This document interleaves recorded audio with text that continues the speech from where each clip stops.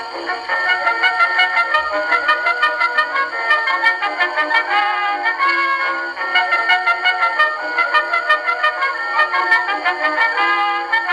everybody, it's Dick here. I'm out for a lovely ride on a beautiful sunny February morning. I'm heading down to the motorcycle show that's being held at the XL this weekend. I usually don't go to most of the motorcycle shows. If it's local, I'll go, but it's not a high point in my calendar.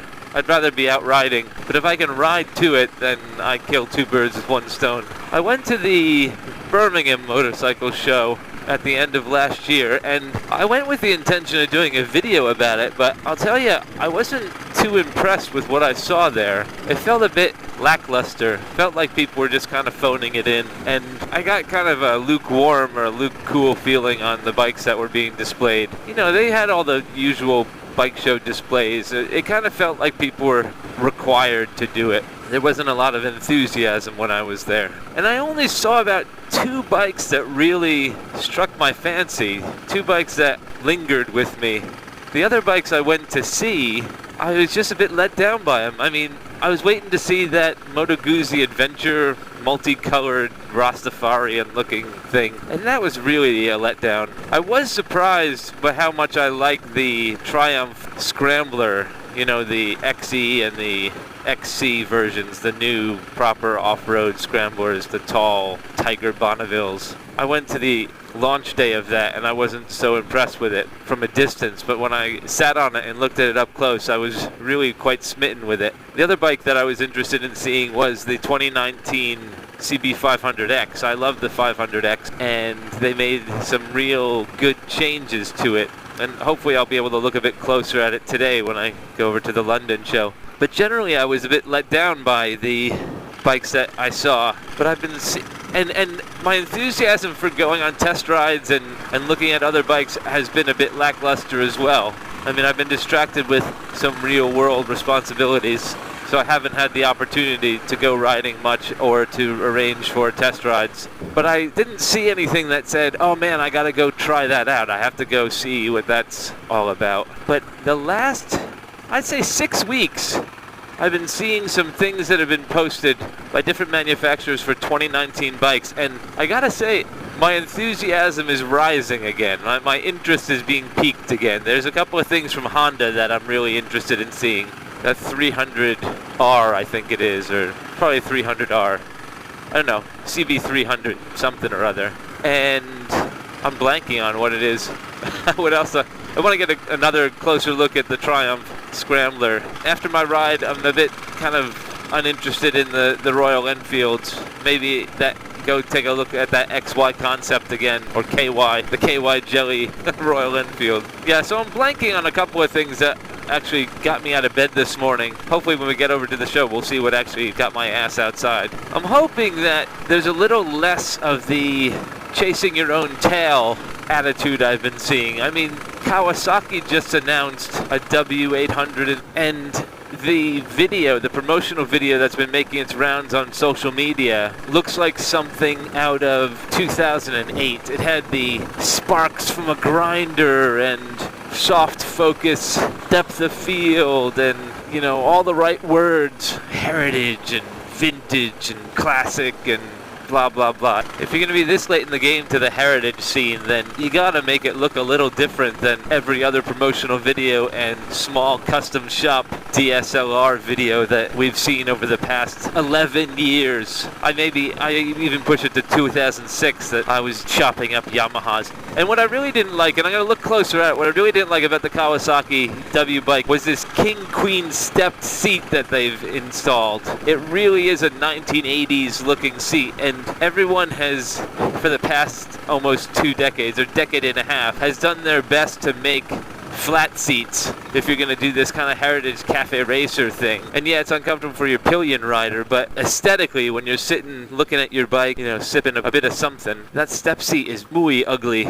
But yeah, I use this as an excuse to go out for a ride, and the entire ride is on the North Circular A406, which is this. So it's not really a Sunday ride. This is only the second bike ride I've taken this year, so any excuse, I guess.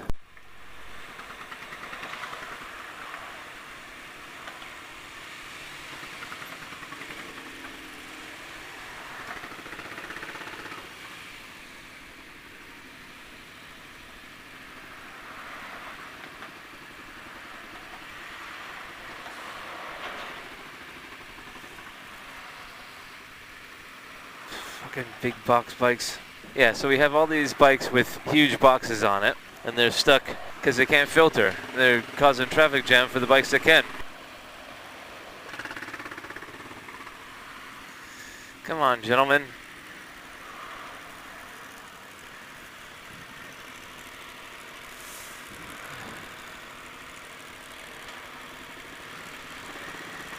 Come on, come on, come on, come on. He's giving us room.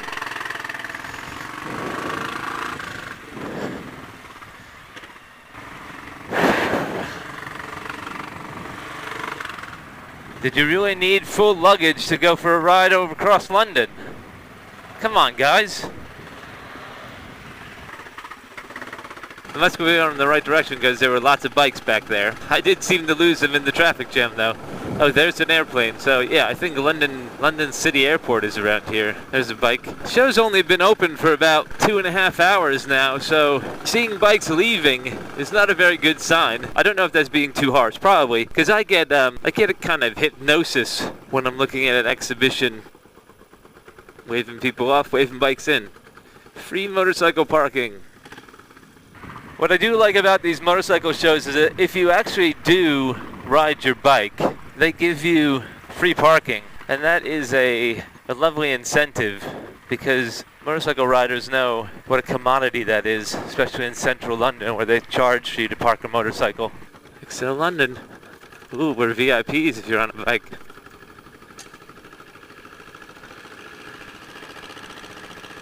This is neat.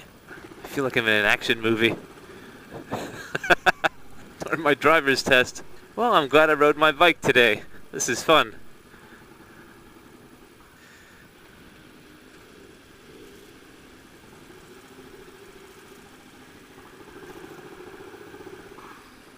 Wow.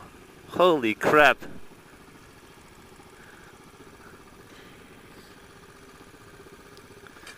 This is neat.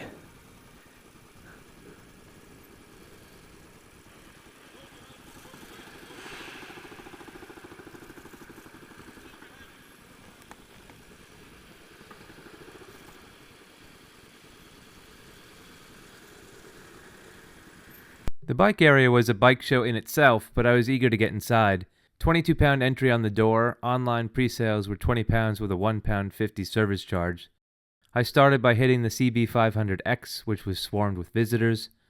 The blacked out version sported all of the model-specific accessories that Honda has released with the new updated version, including fog lights, engine guards, and a cross brace behind the windshield for mounting accessories. The side panels have been updated as well as the indicators, which are now the low-profile LED ones shared with the Africa Twin. It also has LED headlights as well as LED running lights and tail lights. For some reason, they now run a 19-inch alloy wheel while still not offering a spoked option. The best of today's updates are the optional power jack as well as the new display, which is much clearer and includes my beloved gear indicator. The Honda stand had a refreshing variety of low-displacement bikes, including the new Super Cub, which caught my eye. It was remarkably similar to the classic one that we all know, but had the subtle styling differences announcing that it was something completely new. And at more than 3,500 pounds, it's not the budget bike that runs the world, it's a Vespa Challenger. Sitting on it was comfortable, but seeing someone else sit on it made it clear how petite it is. They had the tall CB125R that shares the styling with the rest of the new CBR lineup all the way up to the CB1000R. The round LED headlamp, the Africa Twin indicators, as well as the scaled-down body styling make this bike a Yamaha killer. The monkey bike, which to me was a huge disappointment, being top-heavy and expensive, was popular with other visitors and was doing its job as an eye-catcher. It did, however, hold pride of place in front of the ever-awesome MSX Grom, which seemed to be unfairly ignored by most visitors. The Grom did not have any updates for 2019 other than some color options, but it is always a hoot. Honda did not have the CB300R, which I specifically went to see. The Honda reps claimed they'd be coming to dealerships in April. They did, however, have the CB650R, which at $7,000 was an interesting bike to see. Liquid-cooled inline-4 was the last thing I expected to see in a sea of triples. What I very much liked about the CB650R was that it took cues from the whole retro heritage style dominating motorcycle design today, while making something that looks contemporary, if not a bit futuristic, and that deep color blue is perfect. It was comfortable and very stylish. The seating position and ergonomics were sporty, but not a strain on my back or wrists. The display was usable but not clunky like other rectangular displays. The wide air scoops, while not offensive when looking at the bike from a distance, seemed odd and out of place while sitting astride the bike. That would be my only hang-up so far. Speaking of awkward air scoops, the new BMW 850 GS Adventure has those as well, and along with the odd-shaped engine guards, it's almost like riding a Boxer 1250. Add to that the funky buck-toothed beak, and you've got the ugliest BMW I have seen in ages. The 850 makes the 1250 look petite. BMW has doubled down on its GS line with the first major upgrades in years. Judging from the crowd swarming the bikes, I am in the minority of those who are not impressed. There are a variety of new colors in the magnificent R9T line, which is what bike companies do when they have to make an older model fresh for the new year. I love the R9T, so I don't think it needs anything. Though I do expect a taller, more off-road capable R9T for 2020 if the Triumph Scrambler 1200 is a success. I did feel a bit out of place in the BMW paddock as I still have most of my hair and only hints of grey, and all of the visitors made it hard to get close to the bikes. Kawasaki, despite releasing that ridiculous announcement video about the new W800, did not have one on display. Though this re-released Z900 seemed to charm this fella, I wish I loved anything as much as he seemed to love that bike. The Mutt stand was out on the edges of the show and was quiet. They've introduced some more paint schemes, but they didn't have any of the 250s as far as I could tell. Despite loving these bikes and owning one, it felt a bit like it was near the end of an era for these styled bikes. The Triumph stand, on the other hand, was heaving. I immediately found the 1200 Scramblers, which had a crowd around them. The two versions on display had the stock indicators and were devoid of any of the accessories that the Birmingham bikes displayed. This made the bike seem a bit less special, though I'm still taken with the tank and the rear swing arm, which illustrate the attention to detail afforded these bikes. I hope it rides as good as it looks. I do not, however, like the welded-on passenger foot pegs or the ugly welds on the passenger grab rail. I found it interesting that they were displayed with the other Triumph Adventure bikes, as they were displayed with the Heritage line at the Birmingham show. You could almost swap the demographics of the BMW and Triumph stands, though I think the Triumph fans would take the Beamer guys in a fight. The cockpit on the Scrambler is nice and minimal, which belies all of the excessive technology oozing out of this bike, and I think most riders would not use. The metal band and the aluminum gas cap, along with the shot glass brake reservoir, are all nice touches on this handsome bike. I always visit the Triumph Bobber whenever I'm at a Triumph stand. This is my wife's current dream bike, and I never miss a moment to scrutinize it. Not a bobber in the technical sense, as it hides a monoshock under the floating solo saddle. It reminds me of my cruiser days back in America. It's nice and low, and that unencumbered rear wheel with that pin-straight ridge down the length of the fender is like the seam down the back of a pair of fishnet stockings. It's a quintessentially sexy ride. The cockpit is another minimal Triumph-y design, but the handlebars are a bit of a stretch for me, and would definitely be a stretch for my wife. I'd rather see a more swept-back California-style bar, but the only other option I've seen are the ape hangers that are on the factory custom. Ducati was making a fair trade, but it struck me as odd that the Scramblers were relegated to a particle board shack across the aisle that seemed like an afterthought, or a custom shop trying too hard. Even Ducati reps were dressed differently, in baseball caps and faded t-shirts. It oozed marketing. The Scramblers followed the R9T model of having different colors to imply different bikes, the Desert Sled being the only real sidestep. I'm always reluctant to trust the off-road chops of this Scrambler with that low-slung engine and beautifully vulnerable exhaust. The new high exhaust caught my eye, and I thought that it was a change for 2019 as they were on most of the bikes displayed. Turns out they're an accessory upgrade for nearly £1,900. After owning a Ducati Monster, I don't think I'll ever own another Ducati, but they are beautiful to look at. The Royal Enfield stand was a lot more subdued than the Birmingham display. Less raw wood, life preservers, pictures from California and accessories, and general atmosphere. Despite having fewer bikes, it was still heaving with interested visitors, everyone trying to get a chance to chat with the RE reps. I couldn't get close to any of the bikes or the reps. Overhearing a few of the conversations, it's the same old RE story, someone telling the story of their dad or themselves having a Royal Enfield back in the day. And these new bikes have really inspired people to find that love of motorcycling again, and I really think that these bikes are going to draw a lot of people back into motorcycling, and they're going to do well and sell quite a few of them. Surprisingly, the Himalayan was the star of the show, despite being tucked in the back. The 400cc adventure bike is one of my favorite bikes currently on the market, and at just under £4,000 new, it fits in with my affordable motorcycling philosophy. If they do deliver on the rumors of a 600 Himalayan in the next couple of years, they will sell bushels of them. I managed to see the new KTM 790 Adventure that everyone has been talking about and anticipating. The bikes have been promised for so long that it's kind of like the Royal Enfield twins. I was not impressed in the least. I was mostly confused by these massive plastic bladders that hung like swollen udders off the bottom of a fat cow. I was told that they were fuel tanks. Why on earth are the fuel tanks down there? The chief complaint for BMW Boxer engine owners is the width and vulnerability of the engine. Why would you emulate these issues with fuel tanks of all things? It was very absurd. KTM has an almost cult-like following, and if you criticize a KTM, you're welcoming the backlash from the ownership. I don't know how the ownership cult is going to react to this bike after waiting for it for so long. Other than the udders hanging below the frame, the bike looks the part and is very KTM-like.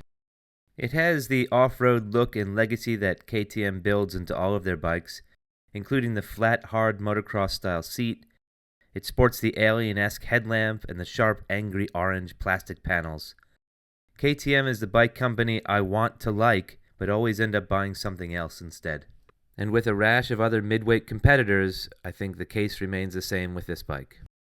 Yamaha had new paint on their old bikes, which is fine because their old bikes are still some of the best available. Some models are being offered with factory-installed accessories to incentivize sales. The T7 adventure bike was not on display, but I wasn't too disappointed as it did not impress when I sat on it in Birmingham. It felt cheap and shoddy, and more than a bit unfinished, which is probably why it wasn't on display in London. I do like the 1200 Tenere though, and don't think it gets enough attention compared to the other bikes in the segment. And the XSR 900 is a wonderful bike, probably the best on the market today.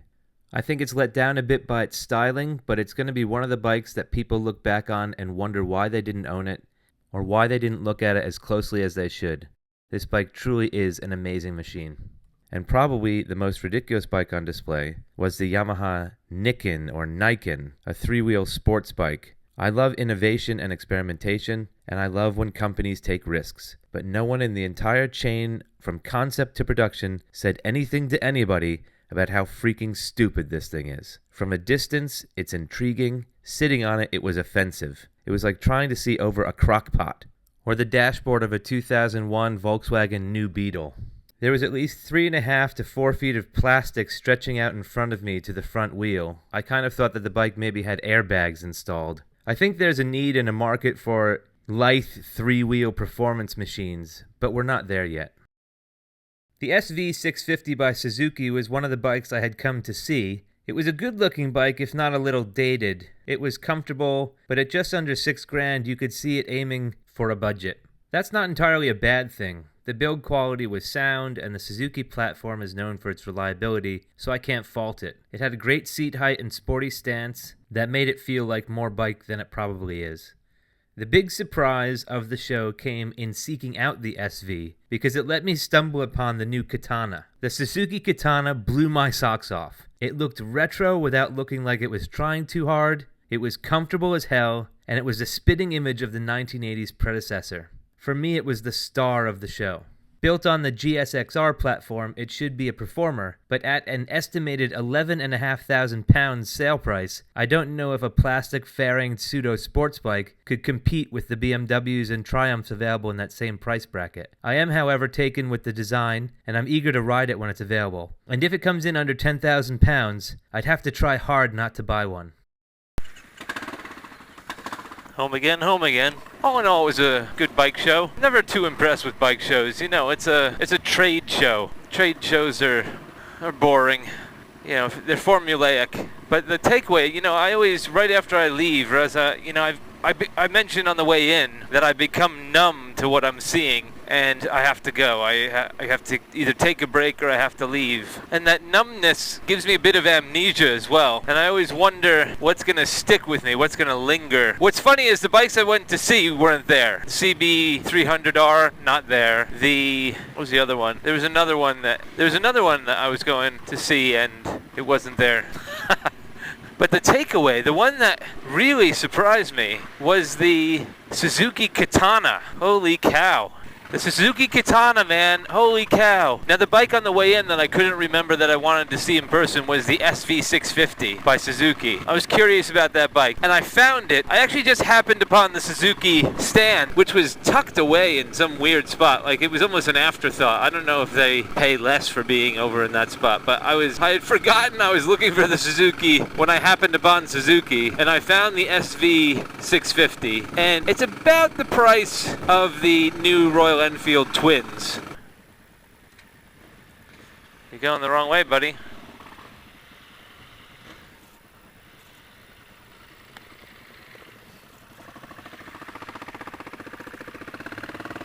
Let this guy go, he's riding up my ass.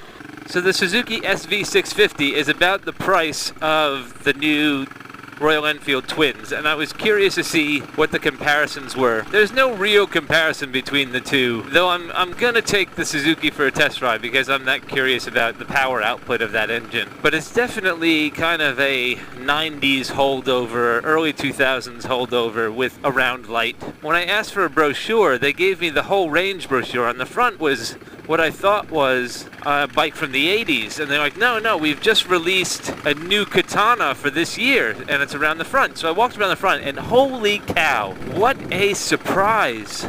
They've skipped, like, Suzuki is pretty good because what they've done is they've skipped the whole heritage line, the heritage chasing that every manufacturer is doing in one way or the other, and have skipped the 70s and the 60s heritage bikes and went right smack dab for the 80s. And this bike looks like something out of that television series Street Hawk. It's really long in the front, it's pointed, it's so 80s Japanese, it's not even funny. And it is comfortable as hell. It's a very good looking and a very comfortable bike in terms of geometry. And I went in not really interested mostly in anything that had to do with the Suzukis other than that SV, and that was just out of curiosity. But now I'm kind of sweating the Suzukis.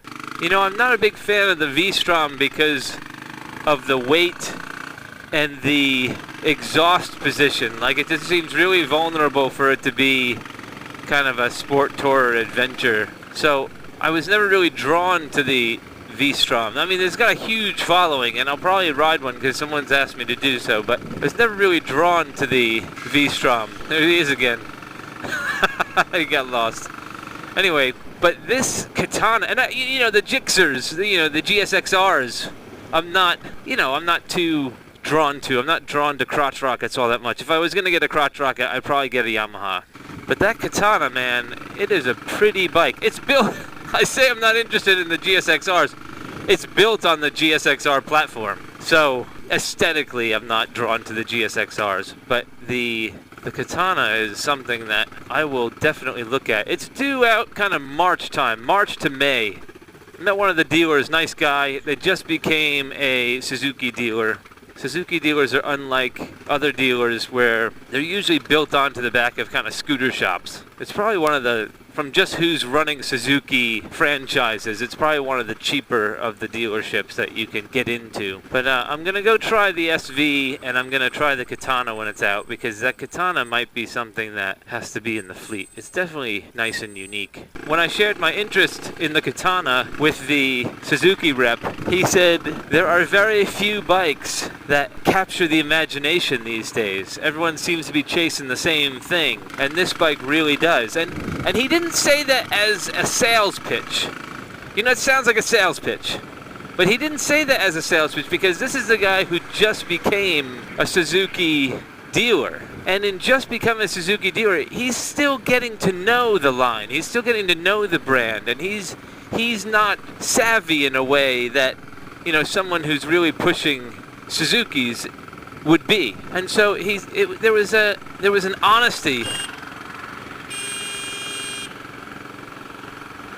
Left-hand drive Land Rover, so he obviously thinks I'm being too slow in the fast lane because he's driving on the wrong side of the road. Fucking frog.